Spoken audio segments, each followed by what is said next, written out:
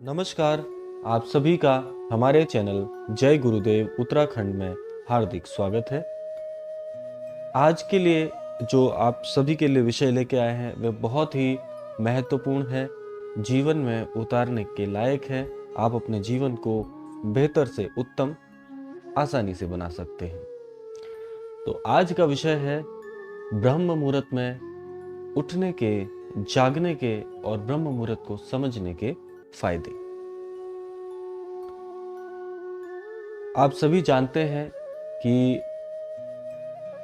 प्रत्येक दिन में अलग अलग प्रहर होते हैं।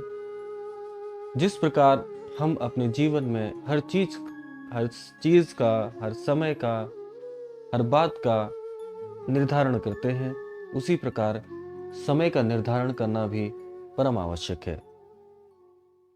क्योंकि निर्धारित की हुई जो दिनचर्या है वह आपके जीवन पर बहुत प्रभाव डालती है। देखिए, ब्रह्म मुहूर्त के बारे में अलग अलग मान्यताएं हैं, अलग अलग कथन हैं और अलग अलग धारणाएं भी हैं।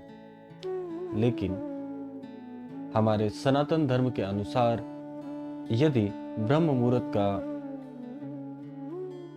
जो विषय है अगर उस पर चर्चा की जाए तो वह बहुतायत में उपलब्ध है।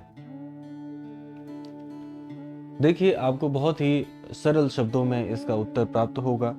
आप अपनी दिनचर्या के लिए एक समय या ब्रह्म मुहूर्त का समय सबसे पहले चुनिए,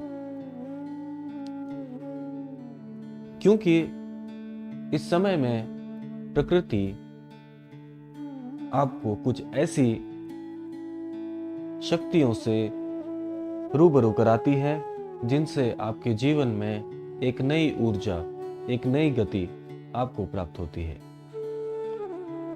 ब्रह्म मुहूर्त का समय यदि तय स्वरूप से देखा जाए तो सनातन धर्म के अनुसार 3:30 बजे से लेकर 5:12 तक निर्धारित रहता है।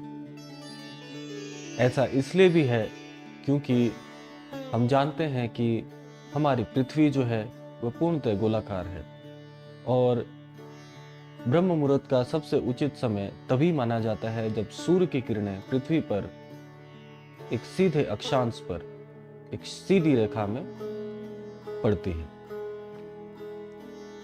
इसमें एक विषय और भी है कि पृथ्वी का जो अक्षांश है वो 33 डिग्री तक होना अनिवार्य है, लेकिन इस विषय पर हम फिर कभी चर्चा करेंगे। लेकिन जिस ब्रह्म मुहूर्त के बारे में आपको बताया जा रहा है, यदि आप अपने जीवन में एक अद्भुत प्रकार की गति और एक अद्भुत प्रकार की ऊर्जा को सम्मिलित करना चाहते हैं तो आपको ब्रह्म मुहूर्त में उठना परम आवश्यक है। अब आपके मन में यह प्रश्न स्वाभाविक रूप से उठ रहा होगा कि ब्रह्म मुहूर्त में उठने से ऐसा क्या लाभ होता है जिससे हमारे जीवन में बदलाव आ सकता है।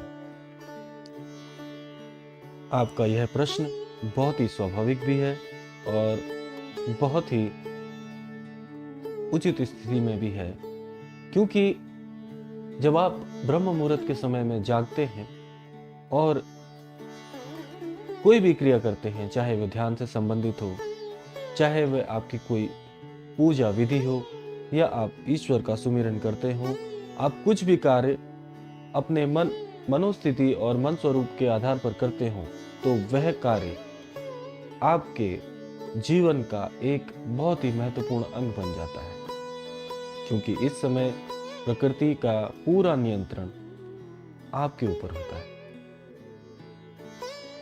या आप इसको इस प्रकार से समझ सकते हैं कि आप एक ऐसी मनोदशा में, एक मनोस्थिति में स्वतः ही हो जाते हैं जिससे आपका सीधा संपर्क प्रकृति के साथ हो जाता है।